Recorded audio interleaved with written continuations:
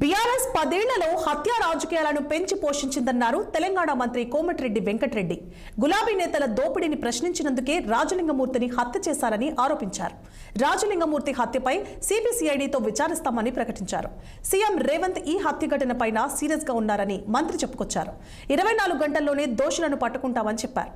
ఈ హత్య వెనుక 4 ముఖ్యులు ఉన్నారంటూ కోమటిరెడ్డి చేసిన వ్యాఖ్యలు సెన్సేషన్ గా మారుతున్నాయి. నిన్న హత్య జరగడం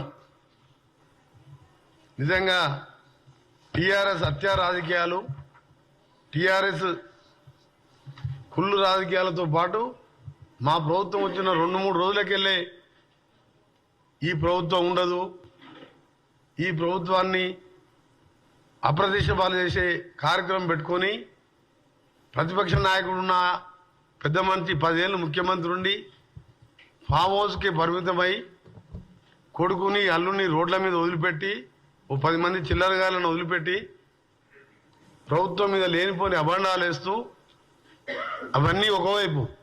కానీ నిన్న జరిగిన హత్య మాత్రం చాలా బాధాకరం. దీనికంటే ముందు సంజీవ్ రెడ్డి అనే అడ్వకేట్ కూడా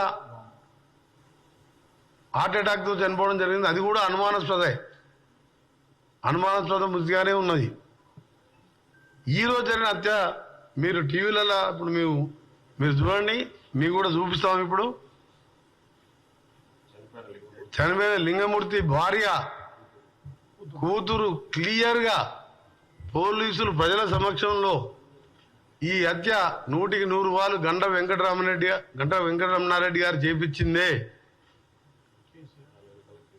వాళ్ళ బిడ్డ ఆ భార్య మొత్తం వీళ్ళ వెనుక కేసీఆర్ కేటీఆర్ ఉండి హరీష్ రావు గారు ఉండి ఈ కేసు హియరింగ్ వస్తున్నది, దీని మీద దోషులుగా తేలుతారు కాబట్టి కిరాయి అంతకులతో చేపించిండు. ఎవరు కూడా స్థానికులు ఇంత ధైర్యం చేయరని చెప్పి ఓపెన్గా భార్య బిడ్డ క్లియర్గా ఏడుస్తూ రోధిస్తుంటే నిజంగా ప్రతి ఒక్కరు కూడా చెల్లించిపోతున్నాం. ఇక తెలంగాణ 4 కోట్ల మంది ప్రజలు, 4 కోట్ల మంది వాళ్ళ డాటర్ తినండి మీరు ఎంత క్లియర్గా ఉన్నదో.